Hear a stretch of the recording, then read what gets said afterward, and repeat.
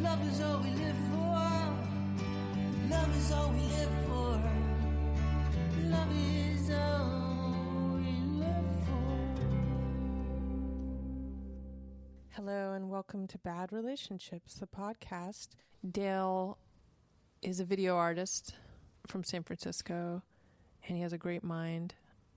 Dale's great company, and he wanted me to let you know that he used to look sort of like Christian Slater. Oh.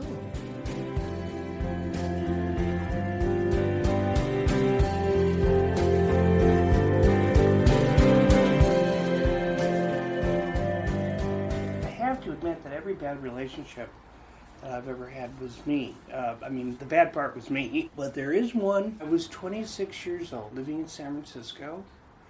And I was up-and-coming video artist, getting some recognition, not really handling my success very well, and I wouldn't say retreating into drugs, but I was enjoying drugs, as you do in the beginning. I was a crystal methadone addict. There literally was Walter White in Minnesota who came up with this amazing formula for crystal meth, and that became known as LA Glass or Shard.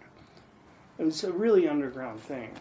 Cher was someone I hooked up with. She was kind of a nut, and she was sort of silly and kind of funny. She didn't require the attention that was needed that would have taken me away from my career and my drug consumption, which was sort of a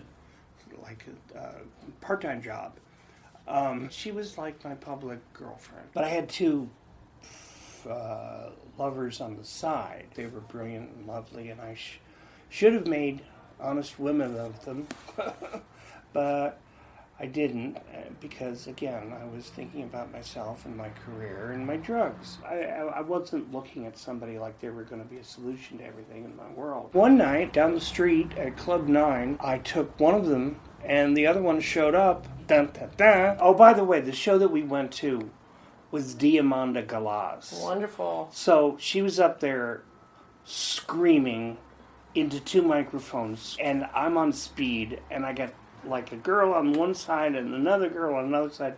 I'm having a nervous breakdown because I'm worried that they're going to run into each other. So what did I do? I ignored both of them. And by the end of the night, neither one of them were speaking to me. I was alone, with an earache from Diamanda Galas. Anyways, Cher. I was editing the Complete Anne Frank, my video that I did about Diary of Anne Frank. So I was keeping diaries to understand what the process was. What do you know? Cher decides that she's going to break into my diary and read it. And she learns about me having gone out with another person to something. She gets mad and she runs at me and she gives me this like karate chop on my neck. And I'm trying to get ready for the adult extension class I was teaching. It hurt like hell. And I went around that whole day feeling so bad.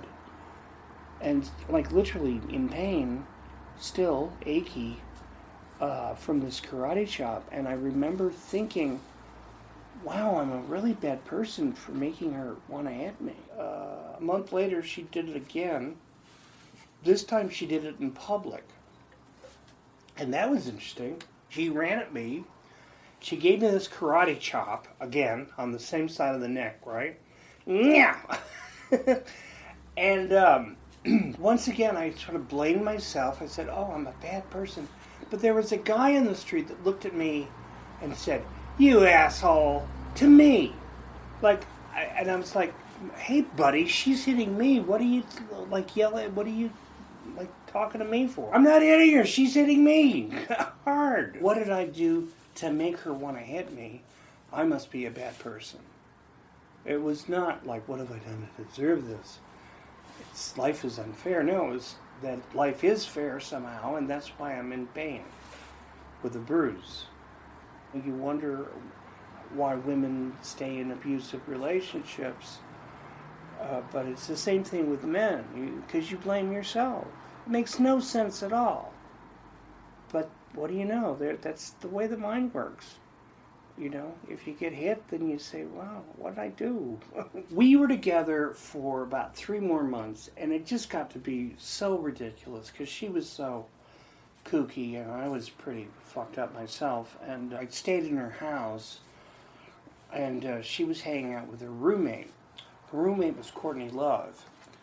And she said, you know, Courtney's going to be famous. And I said, really? I don't know. I don't see it. I'm not really sure.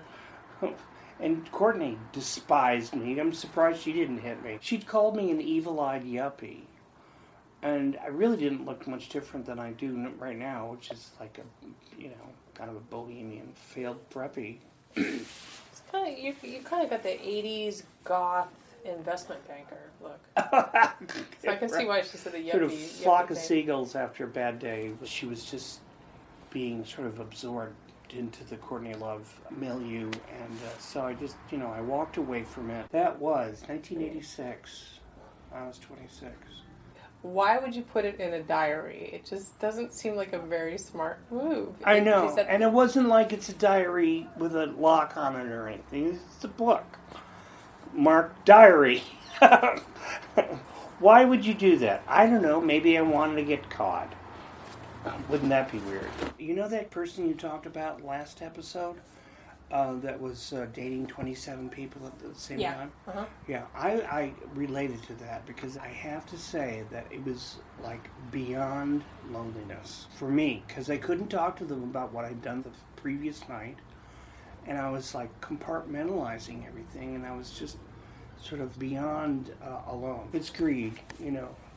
Nothing's ever enough. I was not being a horn dog because that was like the reward of being an artist. It was different types of greed. It was all greed, but it was different organs that were trying to be fulfilled. Dale sounds like a hoot. Dale is a hoot. Very entertaining. Thanks, Dale. That was a great story.